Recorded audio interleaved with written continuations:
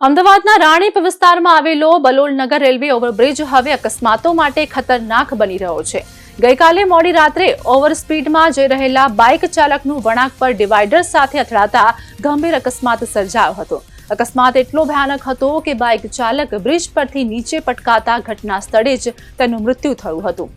ચિંતાજનક બાબત એ છે કે છેલ્લા 10 દિવસમાં આ બ્રિજ પર આ પ્રકારનો બીજો બનાવ સામે આવ્યો છે। 7 મેના અકસ્માત બાદ પણ મ્યુનિસિપલ કોર્પોરેશન અને ટ્રાફિક પોલીસ તંત્ર દ્વારા કોઈ અસરકારક પગલાં લેવામાં આવ્યા ન હોવાથી ફરી એકવાર દુર્ઘટના સર્જાઈ છે। અકસ્માતની જાણ થતાં એલ ડિવિઝન ટ્રાફિક પોલીસ તાત્કાલિક ઘટના સ્થળે પહોંચી હતી। મૃતક અતુલભાઈના ભાઈની ફરિયાદના આધારે બેદરકારીપૂર્વક વાહન ચલાવવાના ગુનામાં અતુલભાઈ વિરુદ્ધ કેસ નોંધવામાં આવ્યો છે।